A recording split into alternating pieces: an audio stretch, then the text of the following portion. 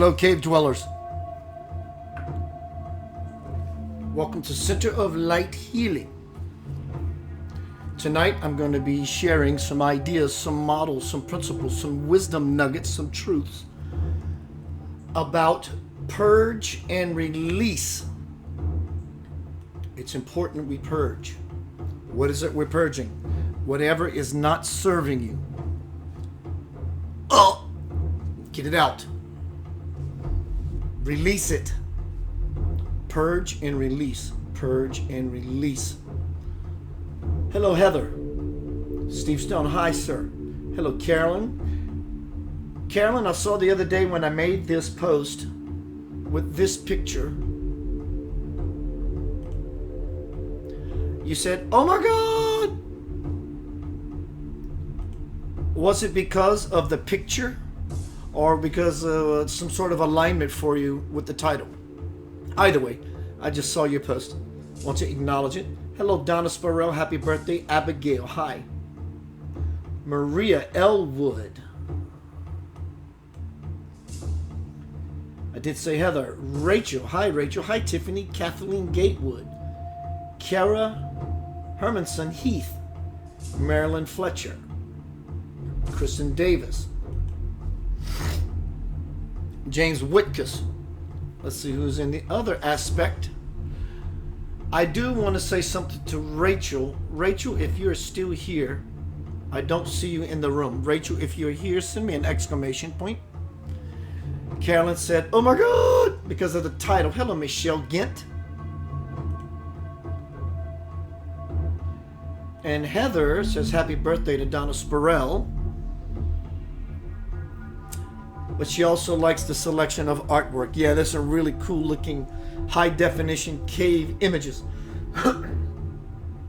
So tonight we're going to be exploring in the cave inside of yourself, that dark space where we go to commune with God.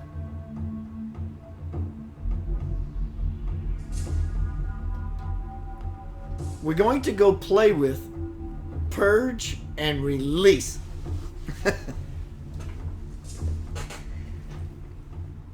You're welcome, Donna. It would be great to see you again physically, but it's always good to be in your space.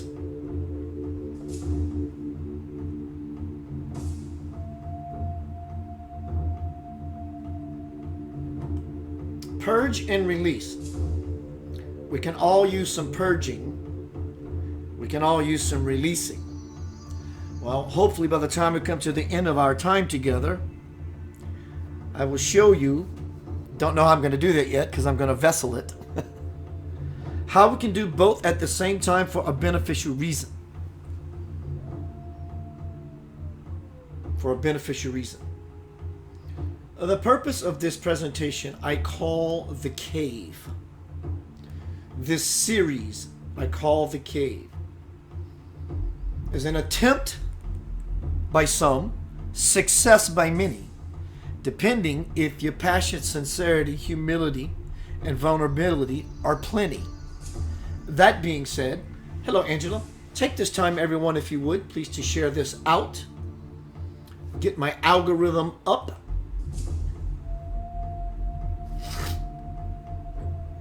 Also, I'd like to let you know that in the very near future, I'm going to be doing another course. How I came up with this course. I knew I was going to do another course. As I was thinking about it, I'm going, I know what I want to deliver. What will I call this course? Well, on my Facebook stream came one of these tiles, like a crossword puzzle. What do you call those? Seek and find puzzles. And it said the first 3 words that jump out at you belongs to you. And the first 3 words that jumped out at me became the title of this course. And it's right on point. Power, connection, purpose. This is a 6-week bust you wide open course. When you dive in, it'll be in an online video forum style. No one will have access but those who choose to participate. I will be delivering 4 models for alignment, 4 models for you to fall into a space of samadhi, union with God, inside of yourself. Immediate experience. You will notice the change within you as you are participating. I will take question and answer. All that is required of you to attend this course is all of you. You can send me information here. Keith, I am interested in the course. I will send you details and pricing. It is very affordable for a life-changing experience. You can leave it in this forum. For those in the future who watch this in replay, you can leave it in this forum. I check my forums every day. You could send me a personal inbox. You know how to find me. It's up there, Keith Anthony Blanchard. Or you could send me an email at keithanthonyblanchard@gmail.com and say, Keith, I'm interested in your course. Hi, Randy Mikefield. Hello, Brenda. Hello, Tammy Soudier. Hello, Leah Lee. I'll get it right one day. So tonight we're talking about purging.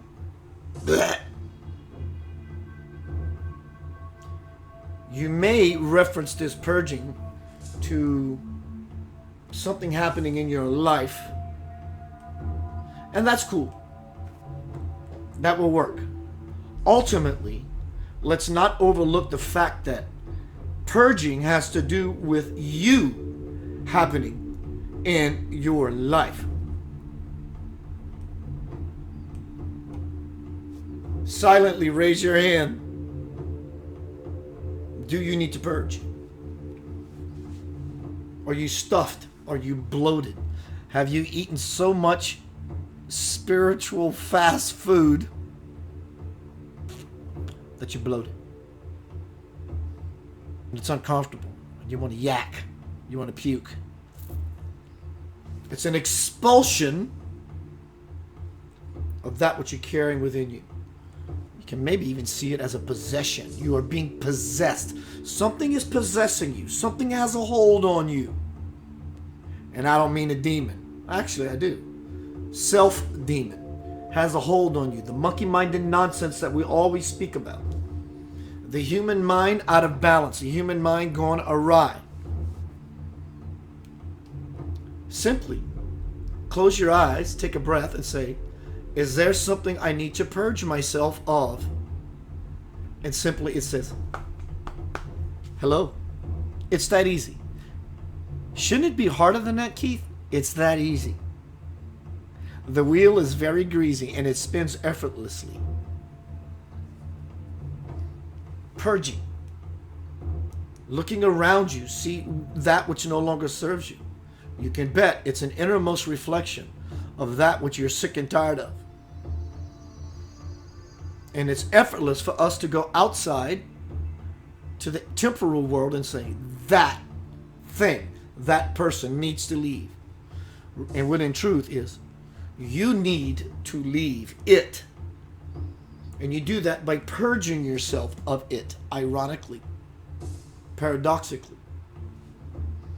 You need to release yourself from its grip. How do you do that? We will get to that as this time, you and I's time together, in a state of spiritual samadhi, even for a moment, with the intentions of connect to consciousness. Absolute consciousness. Your maker. Your deity. Your deity would be the bridge to your maker. You don't need the deity, but if the deity works for you, bring them in. Bring them in, and don't just bring in the idea of your deity. Bring them in fully. Via your intention, via your open mind and your open heart, and say, Jesus, Buddha, Krishna, great grandmother, be with me now, because I am so on fire, like you see all around this video. I am so passionate about my wanting, my burning, my yearning, my churning to reach this space that Yanava, Keith Anthony Blanchard, the spiritual teacher, is trying to bring me to. Be it whatever teacher. It doesn't have to be about me. It ain't about me. It's about you. I'm just being the example. I'm just exemplifying the passion, the sincerity, the humility of being of service, and the vulnerability by opening myself up to say, I'm letting the light out, y'all. I'm letting it out. These are the four components, the four models I will be presenting in this Power, Connection, Purpose course. Again, those four models are passion, fire, sincerity, soft, pink, newborn baby sister kind of energy, humility, Buddhist monk kind of energy, humbled, bent over in reverence, bent over in service, humility, and vulnerability. As the Christ, in his humility, in his sincerity to save humankind, and in his passion, we know as the passion of the Christ, he made himself vulnerable. He exposed his core, his light. Did he not? And in exposing himself,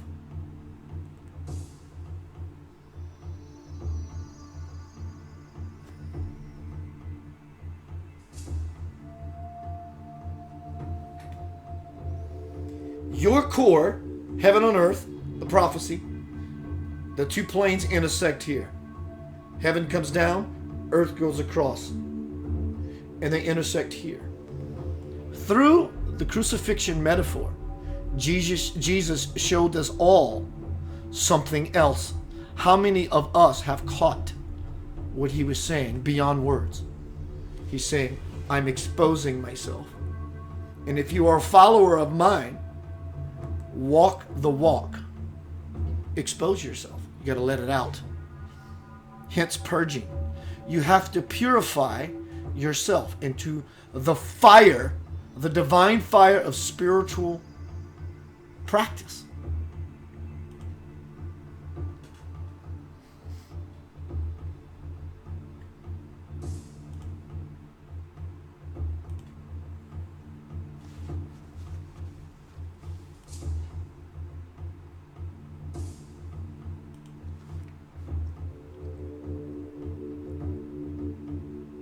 That's it. So if you understand, if you are frequent here, and you understand the things I have been bringing forth for the last 2 years, you really get it. And I don't mean just get it. You are integrating those cookies, those spiritual love nuggets into your being. If you get that, and you feel it taking effect, you will want to purge. It's natural. You feel that you must purge. In fact, you don't even have a choice in the matter.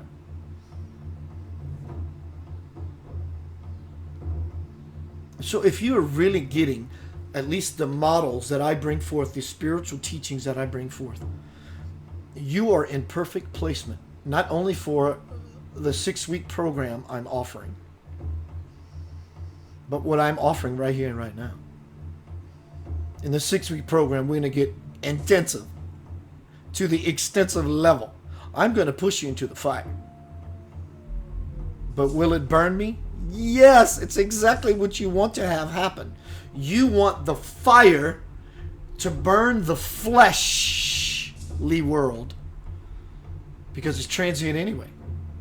It turns to ash ultimately. From dust thou art.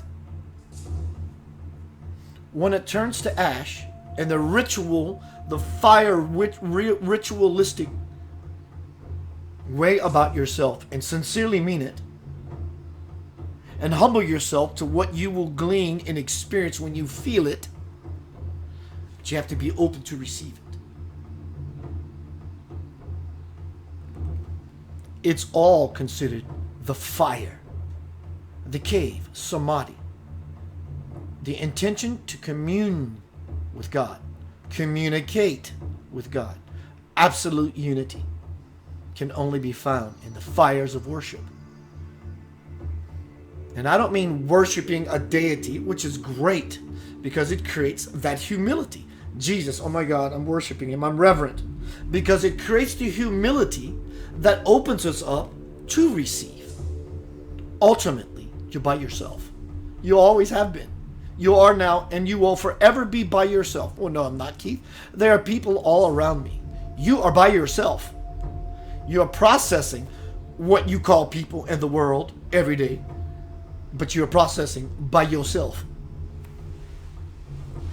So since that is the layout, walk down the road, walk down the path of the actual truth layout, which is, I'm by myself. Now, it does not exclude the presence of other people, nor the presence of other higher vibrational beings. But it's best that you walk the path as if you are alone, because in truth, you are alone. That's why I say you must leave your shoes and your religion at the cave entrance. Your shoes, leave them at the entrance, because we're going into a trance. In trance, you're walking on sacred ground. The full potential of your life. Isn't that holy? Is it where you want to go is to spirit? And is spirit not holy ground? Don't you want to go to spirit consciously? So you take your shoes off as a way of being reverent. And if you want, literally take your shoes off. It's an intention. Leave your religion at the entrance as well, because where are you going? You bring your religion into the cave inside the sacred heart. We always see the sacred heart of Jesus as a fire. You bring your religion. I'm not saying it's wrong. I'm just saying it is a pathway. It's an idea to bring you to a higher state of experience. But when you bring any religion or any dogma or any beliefs that you hold as sacred, blasphemous, good, bad, right, wrong, up, down, hot, cold, dark, light, you bring that into the entrance of the sacred heart, the cave, samadhi, it will be shattered before your maker. It won't hold up. So why carry the spiritual backpack or the emotional baggage that will only weigh you down as you effort uphill? Inward is upward. Upward is forward.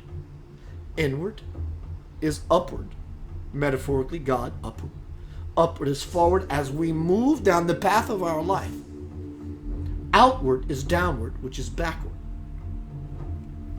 We do both all the time. Many of us go inward when we want answers, and we seem to loft, and our life looks great because we move forward. Sometimes we re-step into the old idea, which is outward, which takes us backward, and so forth. So the idea is to get better at moving forward. Sounds like a lot of work, doesn't it? Doesn't require a lot of work. It may take years, and likely it will. It takes heart. It takes a lot of heart.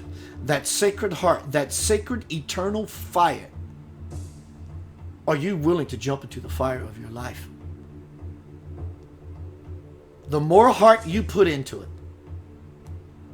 the more passion, the more sincerity, the more humility, and the more vulnerability you put into samadhi, your spiritual sadhana, spiritual practice, the less time it will take for you.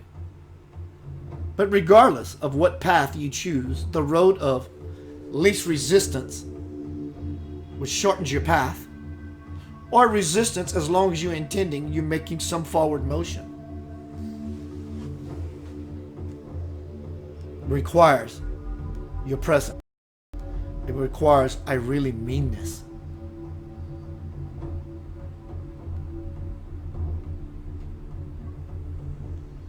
You can do it now, or you can start now. But regardless, if you wait, or if it takes, rephrase that, if it takes time, which it will take time.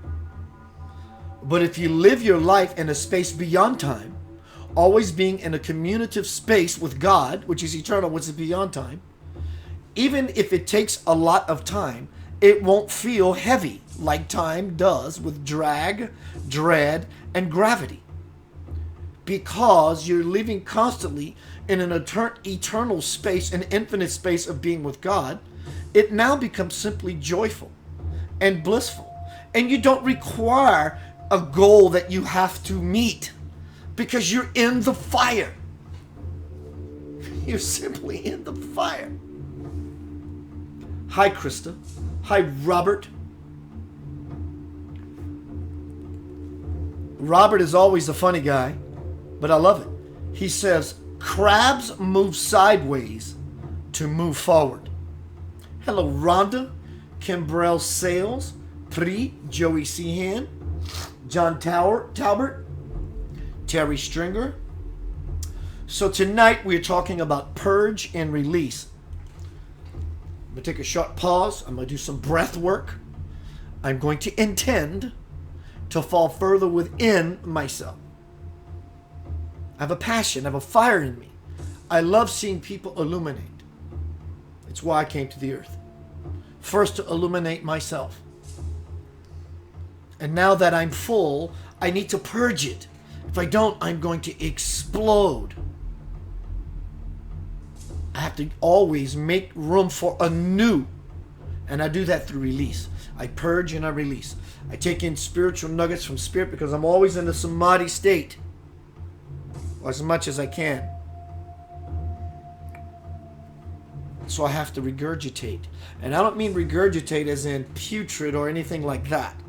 Sometimes regurgitating can be a release and a relief from things that have built up and made us swell so much we are bloated. It creates the comfort of tossing out. Tonight we're speaking about the purge, to where your true self can emerge, but you have to release. You have to release. Welcome to the cave. This segment was the entrance into the cave. In trance. We're about to go in trance. I am going. Feel free to join me. Breathe. When I leave this screen for a moment, 2 minutes, close your eyes and breathe like you want something beyond you have ever known. What is it I'm looking for? You don't have to know what it is. That's called trust. That's part of the purge. That's also part of the release of what you think you have to have as safety and or security to keep you upright. And often, through such ideas, we consistently fall, and we bump our head, and we break our nose, and we break our arm, and we get sick, and we get in car accidents, or this, or that, or the other.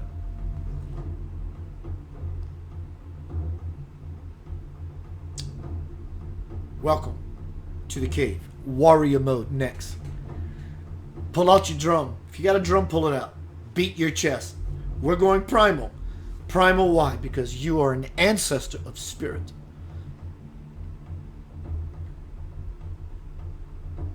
You are an old soul. Just the fact that you are here, you're an old soul. The fact that you return, you are an old soul. There is no soul that is not old. Don't be sold on the bullshit and the nonsense. These words are to paint an idea. Because when you take that very idea that there are new souls and old souls, and you bring it into the cave, the spiritual cave of God, samadhi, it all gets shattered away. Because all there is the infinite. The infinite fire of love, light, and desire. Are you willing to jump into the spiritual dance that it takes for everyone to acquire this extreme desire? And it's right there. But spiritual work sounds hard. I'd rather just go to church on Sunday at 9 o'clock. That's cool. How much is that fulfilling you? Is it fulfilling you so much so? I'm not saying it isn't. I'm just asking a very simple question. Do you get fulfilled only at church on Sunday and it lingers till Monday and then Tuesday is gone? Or do you feel yourself constantly expanding into the reality of God? It doesn't require church. Church is a great lift. Church is a great vehicle. Your religion and your deity is a great vehicle. Always use it. Put pictures of your deity everywhere in your house to remind you of the path that we need to walk beyond the talk. Ultimately, when you enter the cave of your true self, it all gets blasted away by the infinite light. Because truly, when you stand before the presence of God, There is nothing else. Your religion, your dogma, your children, your deity. When you stand before the presence of God, there is nothing else. It doesn't exclude your religion, your children, your deity, and all that. It's included. But it's so mundane compared to the glory and the experience that is happening to you. It is all inclusive. But something to the level of the infinite now has your intention and your attention. See you shortly. Warrior mode. Welcome to the cave. Tonight I am speaking to you, sharing with you about how to purge and release.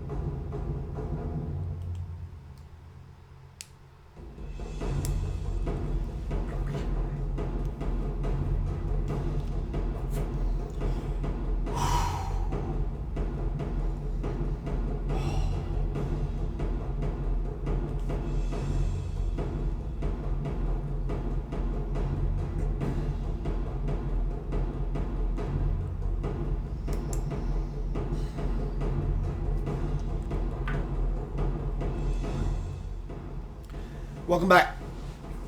I hope you took the time to breathe, to feel more of the core, more of the essence of who and what you are. You are a who, but equally you are a what. Equally you are a when, but you're never a why. That implies question. Take the question into the cave. You will get the quantity of any answer by the quality of the question you bring into yourself. It's about the quality of the question you ask that will bring about the quantity, the bang, the explosion of light, the wisdom, the realization,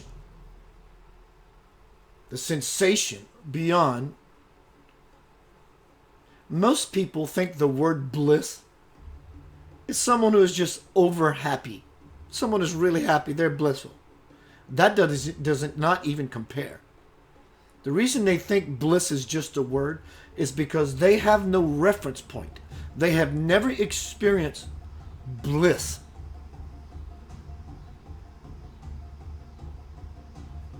Think about the time of your life, a time or a period of time in your life when you were most happy. Call that up. Well, when I was about 18 years old, I remember, all right, awesome. That's phenomenal.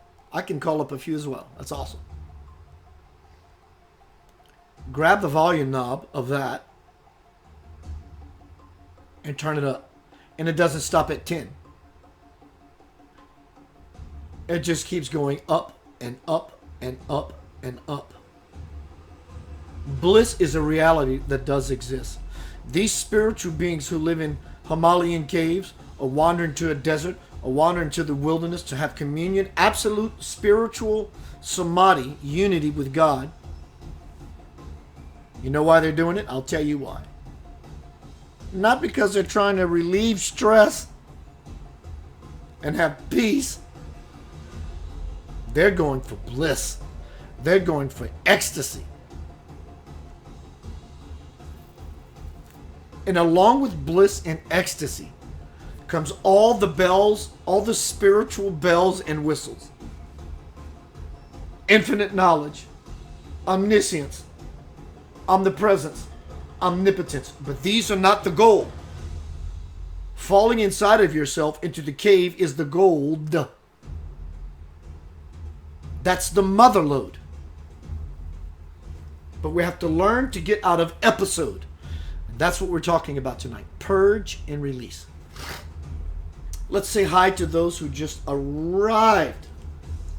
Hello, my newcomers. Devael Sarah says, just coming in on you now from the UK. Lisa Ann Petrie. Lisa, are you from South Louisiana? Or is there any relationship to South Louisiana? Petrie, that's a South Louisiana name. How do I know that? Because I'm from Houma. What's up, Carl Laperouse, Sherry, Boudreaux? Let's see who's here. And we'll get down to hanging out in the cave. Devael, Robert, Carolyn, Elwood, Heather, Maria, Trudy, Puriwa, Pri Hapakuku. I love that name.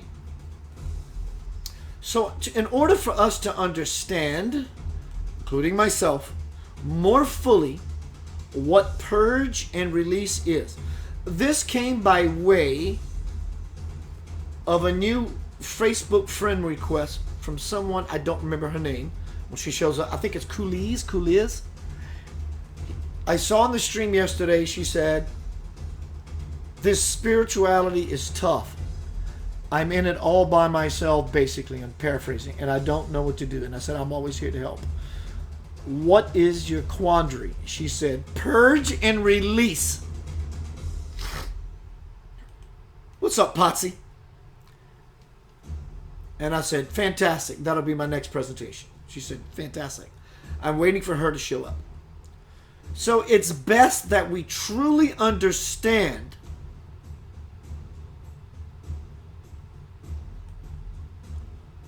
by definition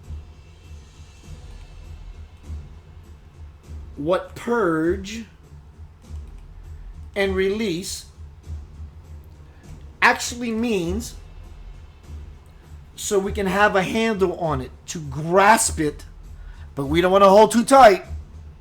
I say grasp in order that we can have an understanding, a model of intellect and understanding. Understanding in the mind is very useful, provided it doesn't get out of hand and begin to control you. So the definition, once again, before I give you the definitions, Devael Sarah says, purging is vomiting up the shit from your body. Agreed. I did this when I first smudged, or I released the crap. So before I get into this, the thick of this hanging out with you, I want to share with you the dialogue, the advert for my presentation my course coming up, my 6-week Bust You Wide Open course. Power, Connection, and Purpose. Here we go.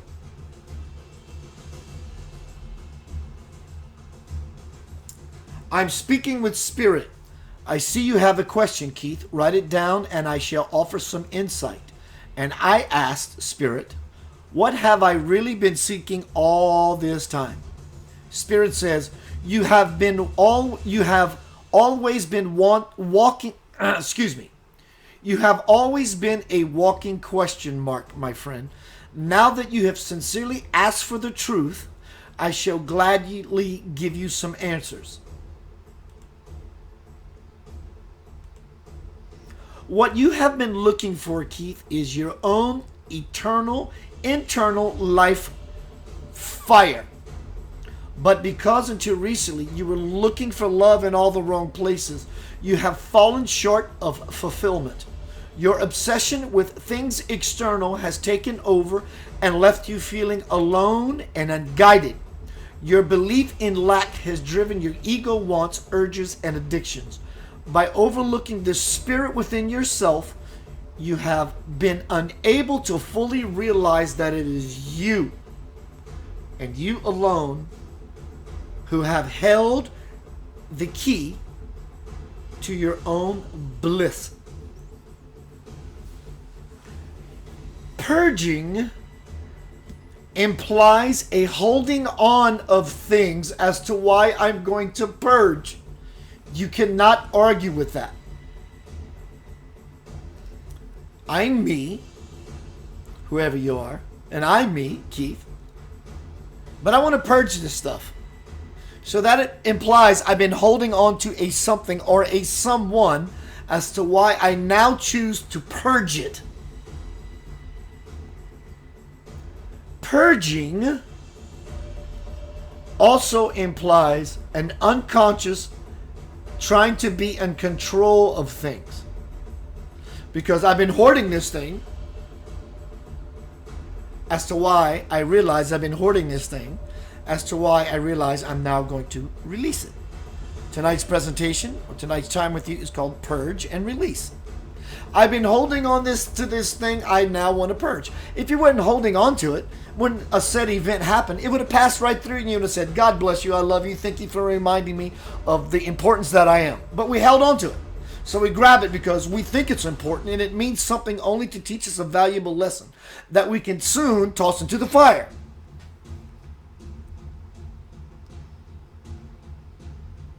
So what purging really is, it's an acknowledgement of something that we have recently have been holding on to that needs to be released. It's a holding on of things.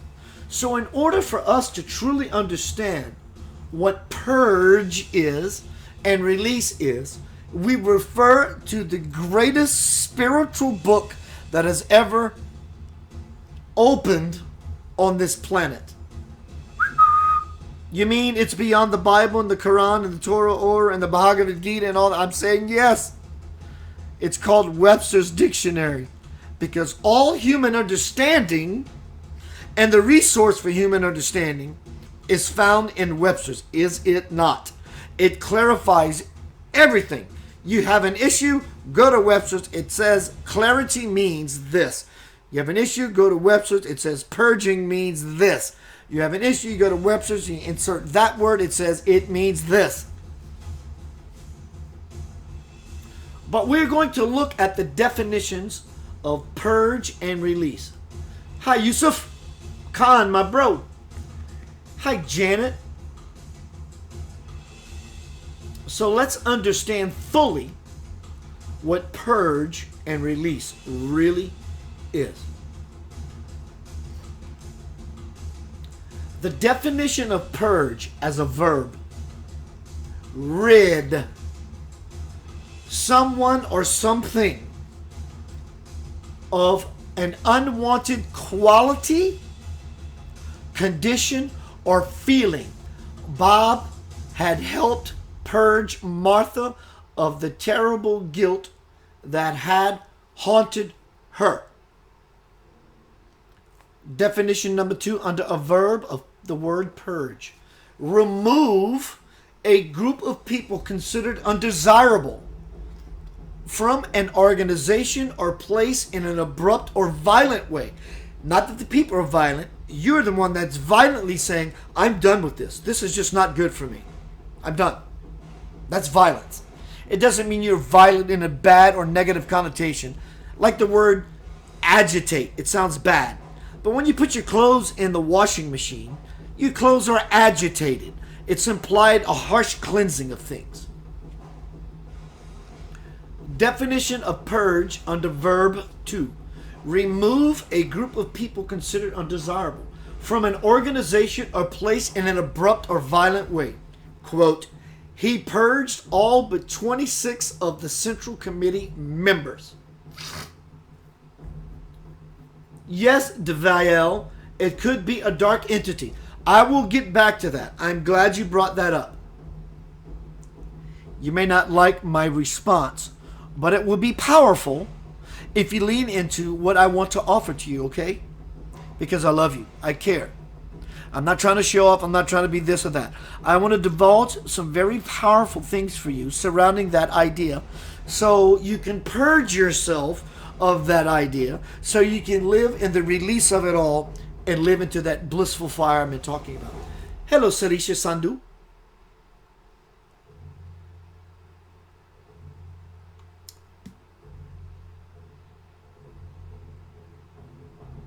So now we're going to look at the definition of purge under the noun. An abrupt or violent removal of a group of people. The savagery of the government political purges. And that's not about political, this is about you. Synonyms: removal, expulsion, ejection, exclusion, eviction, clearance, clear out, discharge, dismissal, sacking, ousting, disposition, eradication, rooting out, weeding out, so forth. It's also considered a laxative, wanting to remove the shit, the crap from your life.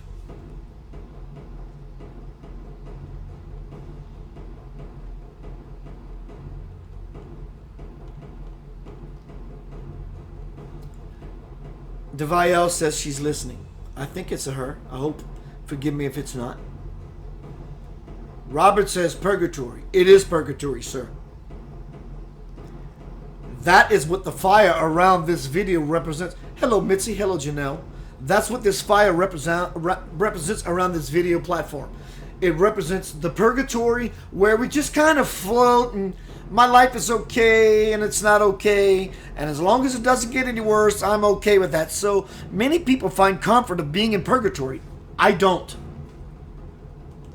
From my bestseller, The Divine Principles Surrounding Purging. Clarity and love are spirit speaking. Clarity and love are the building blocks that give the universe its form and maintain its integrity. They are the code and law you must follow to become aware of the Spirit's omnipresence, omniscience, a reality that is only accessible to those who are no longer within shouting or whispering distance of the ego's voice. Infinite possibilities reside within you now, beloved ones. Can you see them? Can you hear them? Can you feel them? And I say to Spirit, I can see, hear, and feel much, but throughout it all, I still get confused. That's a very honest question I pose to God. Spirit says, you will be glad to know that whenever you get confused, there is a way for you to become clear immediately. And I say, please tell me how. Spirit says, by doing just that, by asking me. The clarity you seek will come through when you repeatedly think of God, samadhi, in the cave, being passionate about God, being sincere about God, being humble about receiving, which is humility. The clarity you seek will come through when you repeatedly think of God and invoke his, her name whenever you have concerns. And I say, now I understand why I haven't been able to reach those higher realities as often as I'd like. It's because I am still not clear. And I ask the question, did Jesus, Buddha, and other deities go through the same process of purification of fire that I'm going through? God says, yes, they did. Everyone must go through this process before their light can fully emerge. Beloved Keith, you have already observed your own clarity in action, because every time your knowing process has broken through, it has given you a quick glimpse of your life's potential. You were usually not able to make much sense of these images, but the deepest part of you knew that all was in order. And I say to Spirit, yeah, that's happened to me several times when I've been able to flash on what seemed to be my future. And you're right, I somehow knew that my life was surely going there. And Spirit says, remember how tough it was to put feeling into words? And I say, yes, why is that? Because the experience was yours and yours alone. Whenever you have such an experience, and this goes for your entire life in general, what you must try to do, purge, here we go, listen to this. This is powerful. I am pushing you off the cliff into the fire. And I say, why was it so tough for me to put into words the blissful experience I had? Spirit says, because the experience was yours and yours alone. Whenever you have such an experience, and this goes for your life in general, what you must try to do is remove your beliefs from what you think is happening. That is called purging and releasing your beliefs. Take care not to ground yourself in what you think is going on, because that will only lock you in it. Toss the images around as much as you must, and I invite you to do so. But know that any restrictions, such as your beliefs, fears, will only inhibit you and keep you in a state of non-elevation. And I ask or say, one night years ago when I was in sleep, I had an incredible spiritual experience that filled me with supreme bliss. Did it mean that for a moment at least I was without belief? I was in that cave of the fire. Spirit says, yes, dear one, Keith. In that one glimpse, you have touched an aspect of your soul. But though you have had those few moments that felt like nirvana, never claim that you have finally found me, for this will only block you. Instead, continue to look for the deepest meaning in every reality. As you do, you will notice a powerful shift in thoughts and feelings. A shift that will let you feel even more of that higher self ecstasy when you are awake. And I say, yes, after that experience, I felt so intuitive. Spirit asked, did you find that your mind was more frequently filled with thoughts that somehow did not seem to belong to you? And is this not what you are now experiencing with the writing of this information in the divine principle? Dear one, you are beginning to unify with the mind of God, where no one owns thoughts but me. You have been growing your omniscient psychic gift all this time so that we can communicate in the cave of Samadhi. Do you not agree, Keith, that your life is getting easier? I say much. There's lots more dialogue. I'm going to skip over that. Here's the part about purging my dialogue with Spirit. Spirit says, your mind is the root of all your blocks and problems. It contains way too much stuff that serves no purpose whatsoever. So you must lose your mind. Purge it thoroughly until what you know as mind is lost. Since you are just beginning your omniscient development, I know this may be confusing for you. But if you're willing to be patient and persevere in your spiritual practice, all will blossom in its proper season. Just continue to be on the lookout for the synchronicity in your life, for it will let you know for sure when your guides are the ones seeking your attention.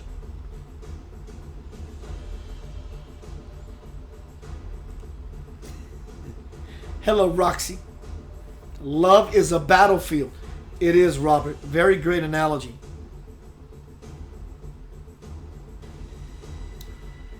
So purging and releasing, which I will get to shortly about releasing,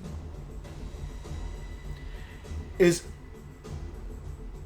about the holding on of things that at some point in our life we now make the choice to purge it and or release it. Hello, Carolyn. She says, as a child, there is no memory to such emotions that there are today. Facebook love, kiss.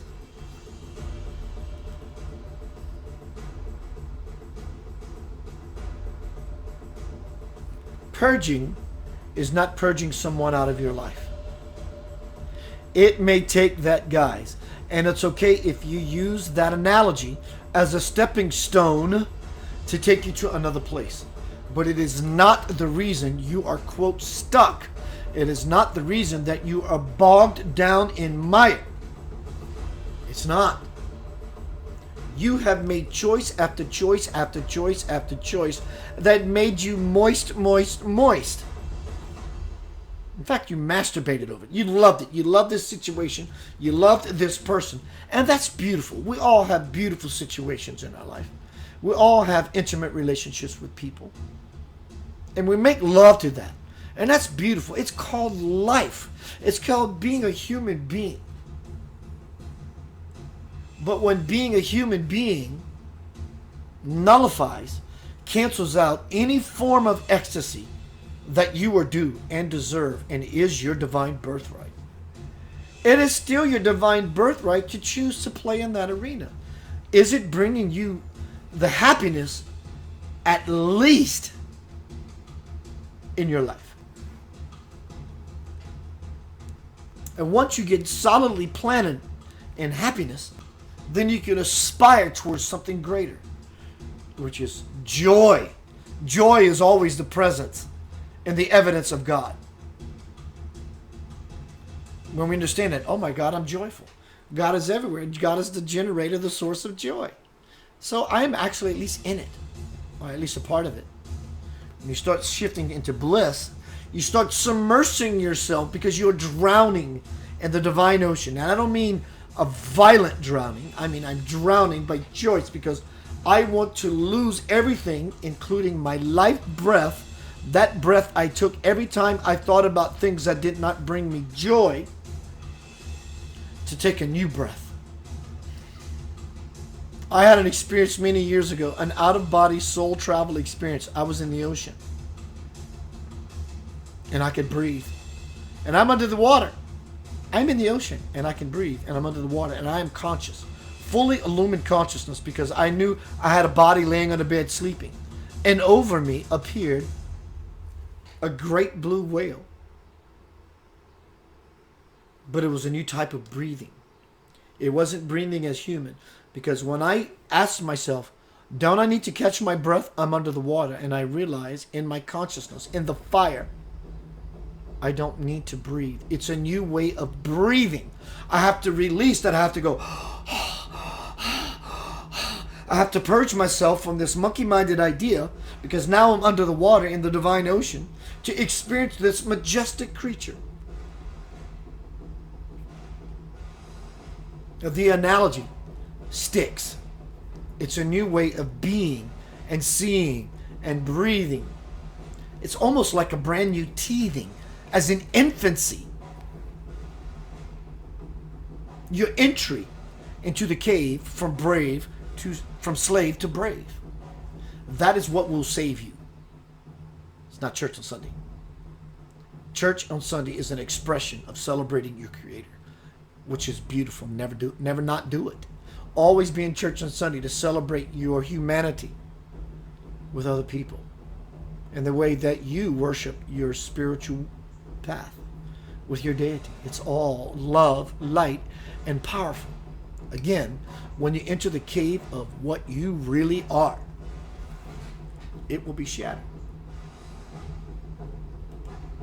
The definition of release, tonight's time with you, is purge and release. Release as a verb. Allow. That is unconditional love, by allowing things to be as they are.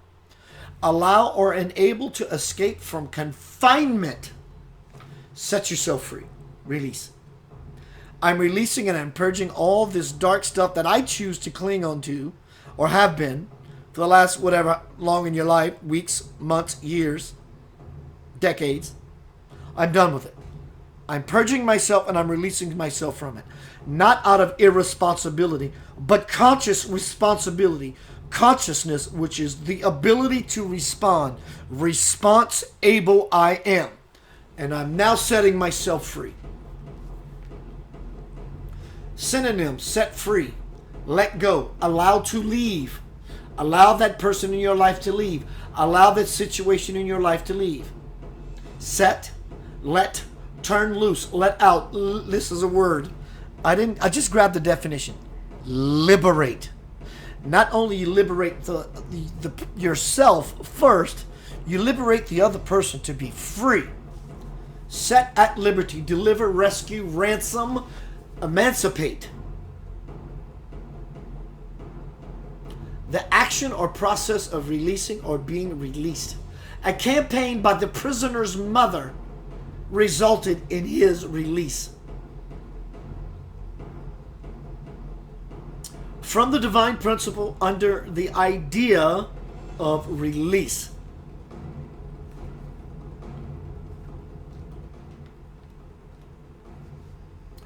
Spirit says, throw a stone in a still pond and notice how the ripples it creates.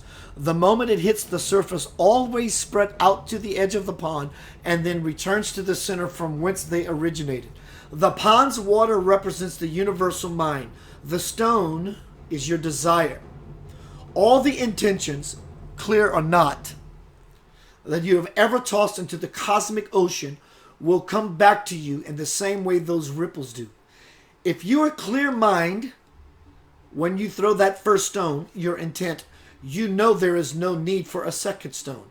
You know that every pebble of doubt thereafter would only negate the manifesting power of that first toss. For whatever reason, Keith, you still do not trust your pitching arm. So you keep on tossing to get what you desire. All those ripples look like tidal waves to me. Like you're wanting too much. My hope is that you will one day soon realize that one small stone of intent is all it takes to manifest your life. And I say, I am a rock slinger, that's for sure. Spirit says, this I know, thus the analogy for you and all to think about. Do you not remember? We're going to skip over that. Control falls into this category. So even though I know you are now easing up on your need to control whenever you can, I suggest you look closer at all that you hold dear. The things and the concepts you are clinging to are just the smaller self, the ego, seeking what it thinks it needs for happiness. Perhaps you still think that your joy rests with other people, or your relationships the way you wish them to be. And I say sometimes they are and sometimes they aren't. When they are not, Keith, you must dive deeper into that cave. There is no need to give away your power or to burden anyone else by putting your fears and blame or praise on their shoulders. Just share your feelings, for that is enough. And I say to God, but I get so damn frustrated. Yes, I know. I have seen you rise to your boiling point many times. Let me ask you, dearest, how do you feel from the beginning to the end of your anger? And I say, like I must try to take control of the situation and make it go away. But most of the time, I try my best not to act on what I'm feeling. So I just sit there with it.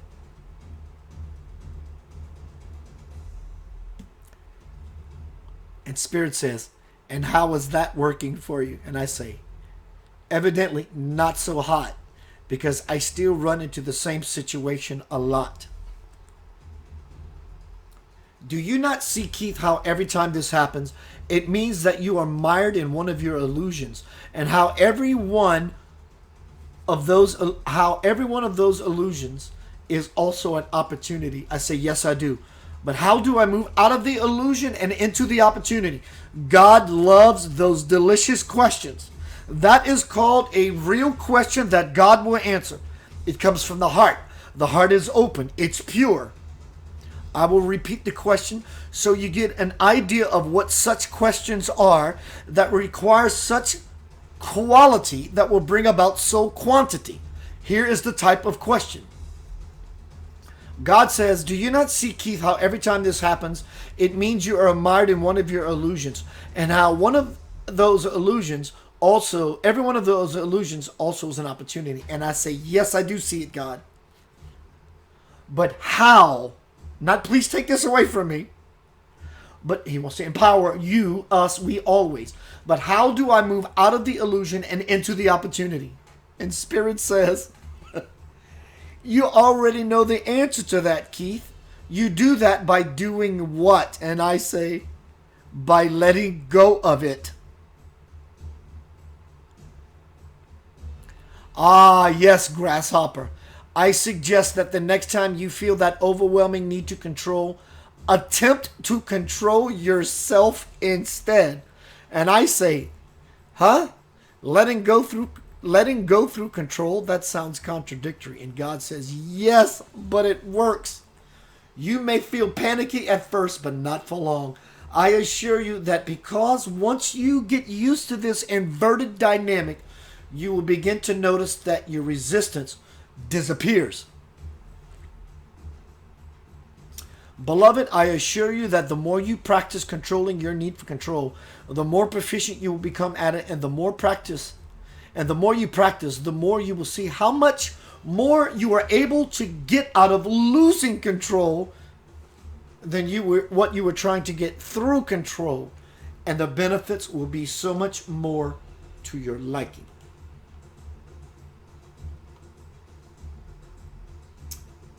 Hello, John Thaddeus Fior. Devael, overthinking is not good. Overthinking, if a person has been doing this all of their life, can cause stroke. Overthinking can cause stroke. Carolyn says, like being happy. Pri says, LOL. I've recently got rid of some heavy shit from my life, which was with me for about 20 years, and I feel amazing. Now the energy is being cleared. It's a hard process. Can be, absolutely. But needed to be done. John says, Keith is telling you to stop living in fear and what your old paradigm has taught you. I want to go back to Devael. She said about attachments. I will get to that. Hello, Jimmy Thorpe. An ego stoner. You've been smoking the ego weed? I love it. Resistance creates fiction, which creates fiction. And resistance creates fiction, which creates fiction. Devael said earlier about dark entities, removing dark entities, ghosts, demons, parasitic energy.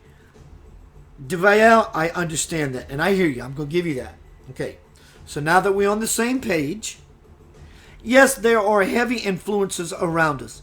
Politics, people we actually believe in that let us down. Family members that we actually believe in that let us down. Who lets us down? Us, by choosing the choice after choice, thought after thought, creation after creation, and it sets up a chain of events that brings dark entities. Could be dark humans, dark non-corporeal entities. We could be dark non-humans, so forth and the like, dark situations, so forth and the like. That all begins to leave us. It begins to be released. We begin to purge that when we no longer claim the victim position that, oh my God, there's a dark entity in my life and it has a grip on me. But Keith, you don't understand. Well, obviously I do, because I don't have any dark entities that have a grip on me in my life. Doesn't make me special. It makes me joyful. So now I'll offer this model. Yes, there may be a dark entity experience, demon, ghost in your life. Okay, now that we understand that, look at it honestly and say, you're not fun.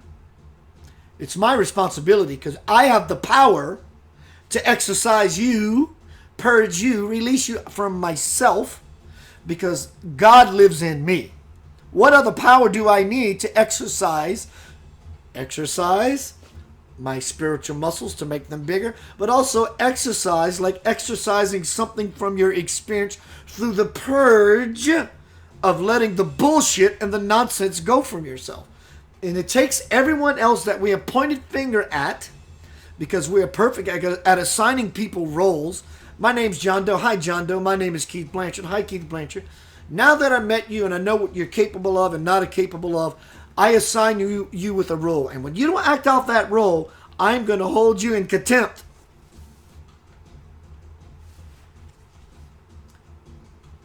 It's you. It's me. It's ultimately ourselves. Not only ultimately, from the get-go, it's been ourselves. DeVayel says, mind, primitive, or brain. The mind is a beautiful thing. Let me read it as it is. Mind, bad thing. Primitive, mind, bad thing. The brain, bad thing. Now that we divulge that as one aspect, idea of the human creature, soul, let's look at the mind and the primitive nature of ourselves in the brain. There is no greater technology, listen to this, there is no greater technology in the entire universe than the human brain. In this light, primordial or primitive or ancestor, ancient, is exactly what we are. And that's where all the power is. And the mind, when it's out of his ooh-ah-ah-ness, the monkey of it all, is a very powerful tool. Ya-na-va. You hear me say Ya-na-va, or you see Y-N-V all the time. Ya, the heart, God will. The power. Na is using the mind, intellect, reason, discernment when it's in balance to bring about the will, the power of the heart. We shape our creation with the mind, and Va is the backbone to carry it out.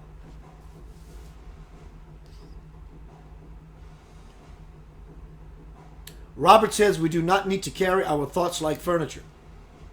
Rajesh Patil. Rajesh, I always, almost every day fall into a state of samadhi. At least that's my intention. And I focus my attention on Shankar Maharaj. Thank you. John says, meaning that no fucking black magic has power over you.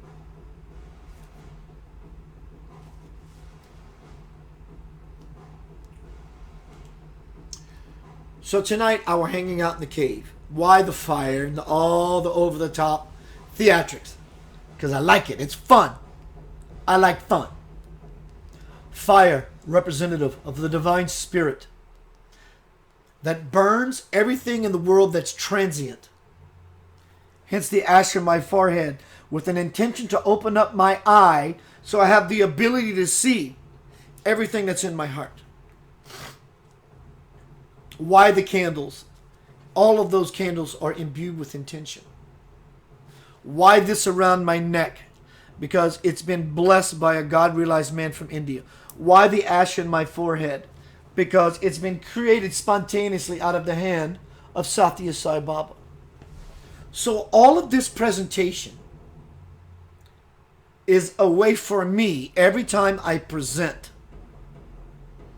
is to fall into samadhi, in a spiritual sadhana, to make myself more passionate, more sincere, more humble, and completely vulnerable. In this way, when you come into this forum, even this includes me. I am not, quote, me in this moment. I am in a space of samadhi. I am in a space of sadhana, but I'm also in a space of receiving. I am receiving just like everyone. I am receiving. That's why I love doing these presentations, having these moments with you. Simply because I love receiving the space it puts me in. It helps me to purify, purge, and release the nonsense I have accumulated and still sometimes choose.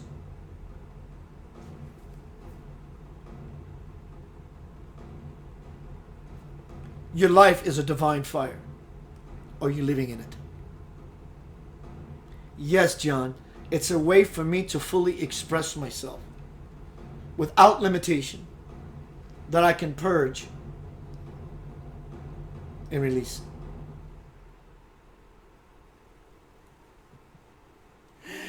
I love it, John. Thank you. He says, Keith, you can wear a Mickey Mouse suit. It's all good. Why do people wear certain garb when they get on a stage and they're a worldwide presenter? Because they wear a tuxedo or a nice suit, because that's part of the garb that is required. Why do people in movies wear certain clothes when they act out certain scenes? Because that is the garb that is required to deliver a most powerful message in the movie you are watching. Why do I do this?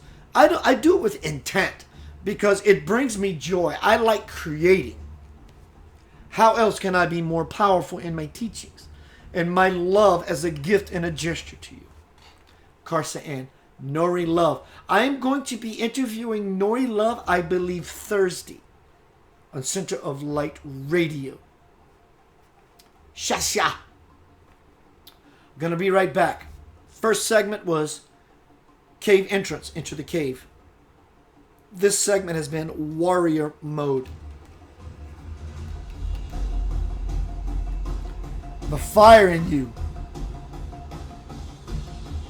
You feel that power? That primordial, as my friend DeVale, that primordial, the primitive, it's powerful. In fact, it's raw. It's organic. I want this. And there's no way I'm not going to get it. If what I want will take 1,000 years, I am going to take my first step towards that 1,000 years to get what it is I want. That is passion.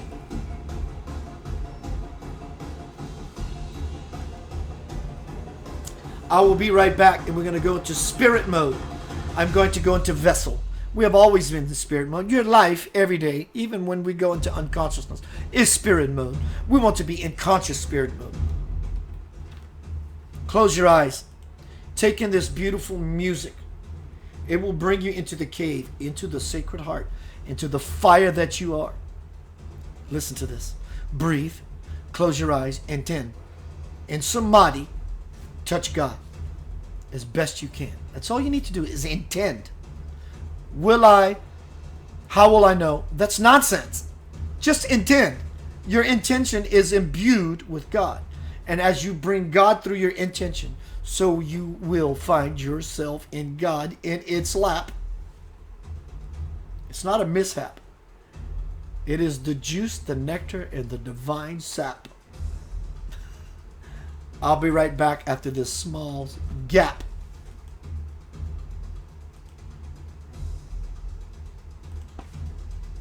Welcome to the cave. From brave to slave, it requires all of you, but you must jump.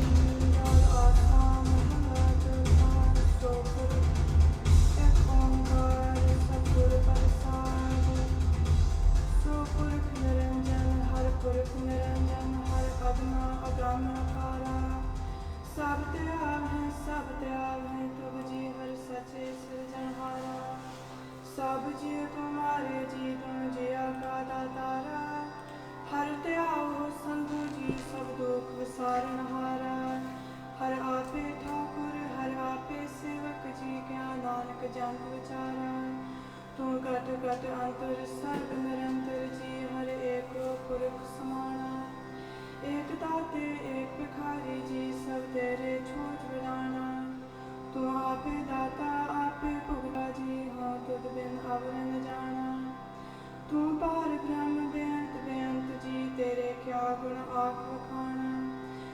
Save हैं जो save हैं तुद जी जन नानक तिन कुर्बाना हर त्याग हैं तुद जी से चंद जोग में सुखवासी से मुक्त पए जन हर त्याया जी दिन टूटी झमकी फांसी जिन निरपौ जिन हर निरपौ त्याया जी दिन का पौ सबवासी जिनसे व्या मेरा हर जीते हर रूप समासी से तन जन हर त्याया जी जन नानक तिन बजासी तेरी भगत पंडार जी भरे बेअंता तेरे भगत सलाहन तुद जी हर अनेक अनंता तेरी अनेक Hello, everyone, newcomers.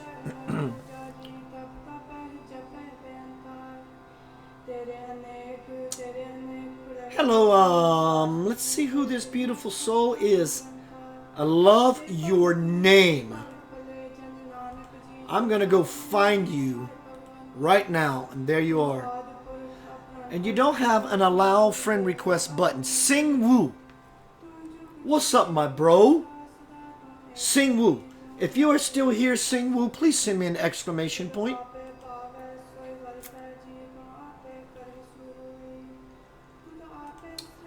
Someone asked a question. If he's still here, I'll answer it.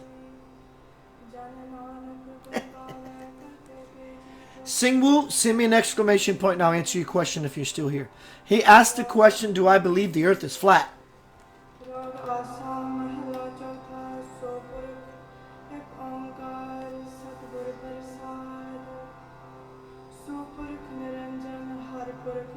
Maria, be well. I see you, Rajesh. I'm going to get to your comment. Rajesh, I keep seeing, send me an exclamation point if this is correct. I don't need you to validate me.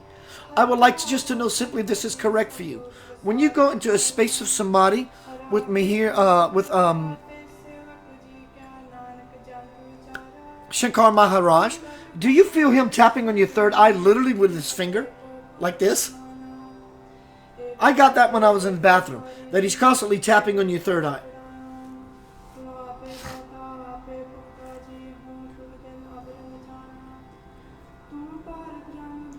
My brother Rajesh says, when our karma goes wrong,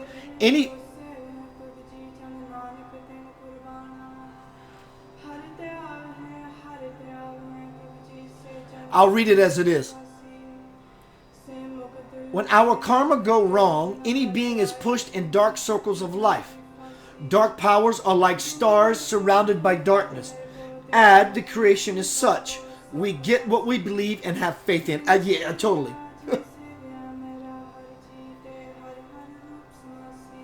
So Sing Woo is not here. There is no flat earth. It's not my opinion. There is no flat earth. There is no flat earth. There is no flat earth. I am blessed to be around God-realized men from India. There is no flat earth. There is no flat earth. But it's what I believe. That's great. For you, there's a flat earth. But there's a greater bliss that exists beyond your belief, which validates to you there's a flat earth. There is no flat earth. There is no flat earth. There is no flat earth. The cells in your body are not flat. They're round. Blow a bubble of soap. It takes naturally... A soap bubble takes the shape of a circle. It's the most energy efficient shape there is in the entire universe. If that would be the absolute truth, there is no flat earth. I'm looking for Sing Woo. I'm going to wait for Sing Woo to give me an exclamation point. Not because I don't believe he's here. I want him to engage. Hello, Donna Lee Erickson. There is no flat earth. As above, so below, on forever it will go, says Yusuf. In fact, if you look on YouTube, check this out. If you believe in the science of body language that people can really read when you're telling the truth and when you are guessing and when you are fabricating, go on YouTube and look up Flat Earth Body Language Reader. And even the flat earthers themselves don't even agree with the dogma they are telling you. They don't. It's not real. Souls are one with you. All souls come from you. Welcome to the cave. Purge yourself of your nonsense. Not the people full of nonsense. It's us. The ones that choose the nonsense in our life. Or the events in our life that are nonsensical. It's about purging and releasing. You are in each beat of my heart and in all hearts. Oh Lord, you are the one. So as what we know as Keith, I know as Keith, rather. I'm not going to blame you for it. I'm going to blame me. So what I know as Keith decides to purge myself via my intention and release what I know as me, my arrogance, my rightness, all that. I'm releasing that now so I can further into a space of samadhi or spiritual sadhana, enter myself, so I can allow a deeper part of myself, actually a deeper part of you as well. We all have this ability. It doesn't make me special. It makes me joyful. You can do this as well. I put that to the side, those lower ideas of just being human. It doesn't mean lower as in bad or evil, right or wrong. It just means human, which is ignorant, folly, which is a beautiful thing. In our ignorance and in our folly, we are human. It makes us unique from everyone else because in the divinity of all of us makes us the same. That's not humanity. And the sameness makes us divine. But we came here to be unique. And even in what we call nonsense is what makes us special. Hello, snowflake. Purging. Something is emerging within all of you, including the vessel. Bug, tug, and tussle.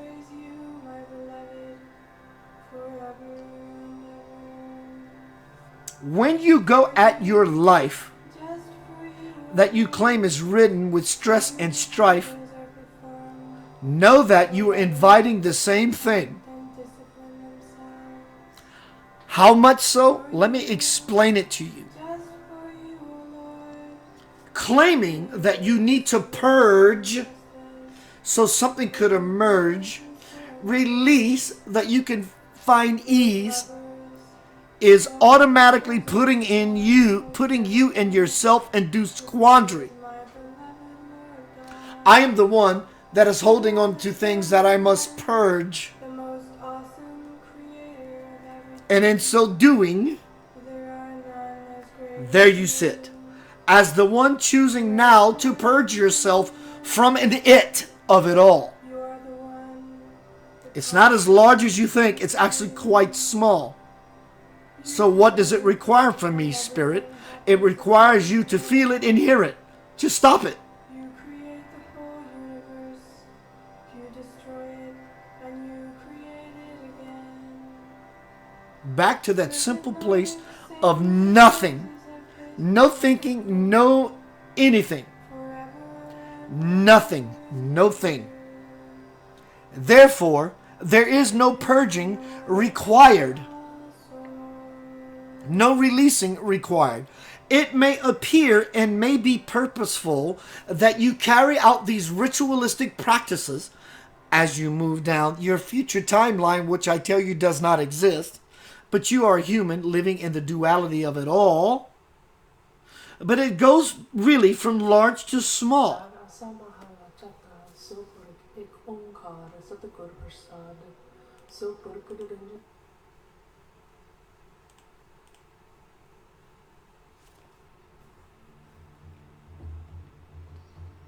Affirming that you have something to release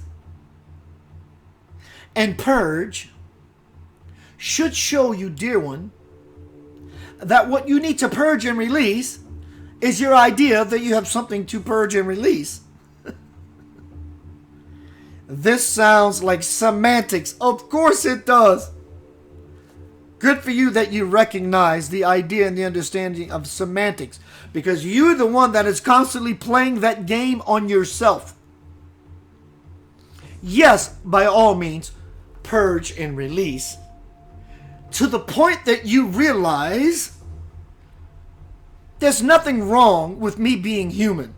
There's nothing wrong with my humanity.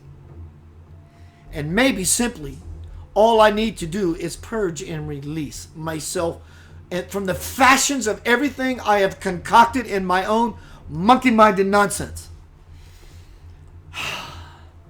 So now what you're purging and releasing is the fact that you think you need to purge and release. Just be happy for no reason. And suddenly upon you will come the season that you have been free this whole time. No one has been binding you but yourself. The very fact that you think you need to purge and release is part of your bondage. Hello, Egypt.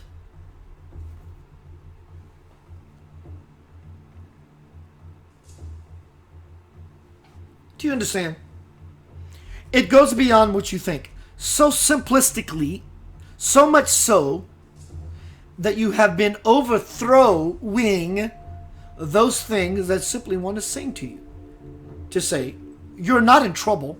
There's nothing you have to regurgitate, nothing you have to vomit, nothing you have to release. But in the doing so, paradoxically and ironically, it's beneficial. This sounds like nonsense and a trap. Of course it does. So what you need to do is find the balance between the purging and the releasing, as well as the not purging and the releasing, because you are perfect. So between these two polarities lies something else. It's called the cave. It's called the samadhi. Because everything that you think smells delicious or stink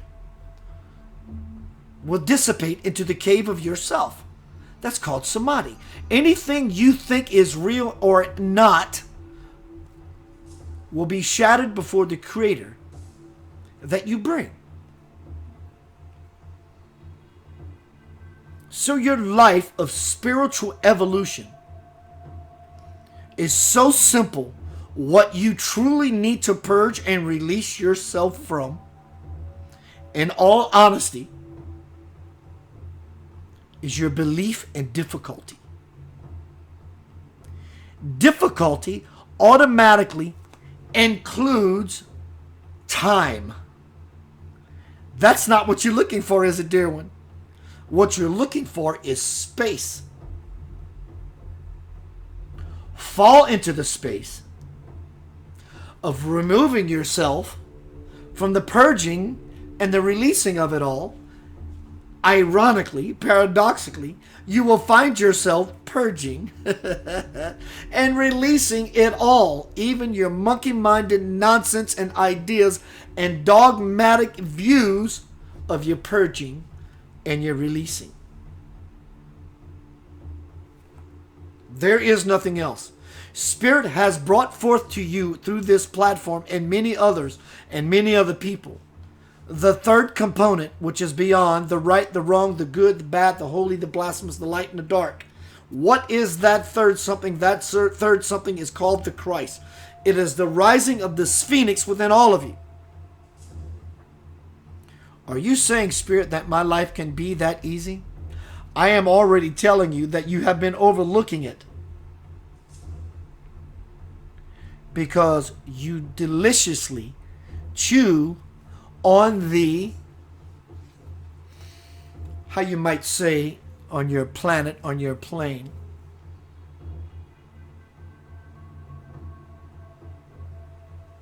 the spiritual jerky, as you gnaw on it, and it takes you a while to process, consume, and digest.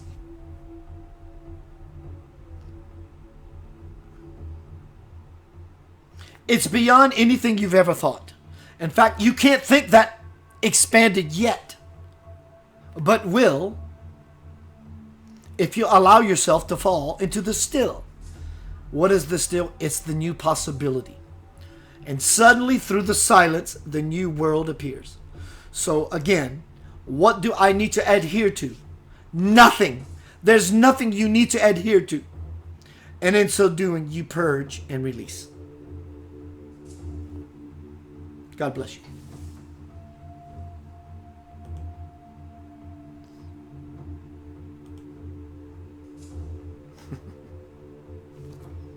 I will be seeing you soon. Nori Love. Nori, please feel free to share anything into this forum, this cave, about you and I's event. I think it's this Thursday. Even your website about what you're doing. Everyone, Nori Love is a beautiful teacher, powerful teacher. Hello, Enos. Childhood friend. Glenn Moore. Street. Kelly Curtis. My brother Rajesh Patil says, happy to see you, bro. Back. Happy to see you back. That too, more interject. Thank you, sir. Everyone, I love you. Yanava. Heart. Ya. That's the cave. Jesus lives in there. Buddha lives in there. Krishna lives in there. Shikar Maharaj lives in there. Swamiji lives in there. Sai Baba lives in there. Your great-grandmother you love with everything lives in there. That's it. That's the passion. Ya. Na. Mind. Sincerity. Balance of mind. Discernment. Reasoning. Va. Backbone. Ya. Na. Va. As I bless you all. Live in the light. You are the light. Why not be in it? Anyway. Hello, Rachel Rimbert. I have not seen you since I was 16 years old. So tonight we're talking about purge and release. Hello, Bunifarina. Before I exit the cave, really soon, I'm going to be doing a new workshop. Slave to Brave. The new workshop is Power, Connection, and Purpose. A 6-week bust you wide open course. Online video forum. No one has access to this forum but those who participate. 4 models for enlightenment. Passion, sincerity, humility, and vulnerability. You will have an immediate experience. I will be taking question and answers during this workshop, and all it requires is a very small fee. And all of you. It requires the all of you. I am not here to dabble. If I catch you dabbling, I will pick you up and throw you off of the cliff into the fire. The divine fire that you want me to throw you in, as to why you paid your fee for the course. It's sexual. It's intimate. It's an inner course, not an intercourse. You have to enter, of course. But it's about taking the inner course. It's about your passion. I am here. Spiritual teacher, Keith Anthony Blanchard, Yanava. I will be seeing you really soon. Peace, love, and since you are living in the light,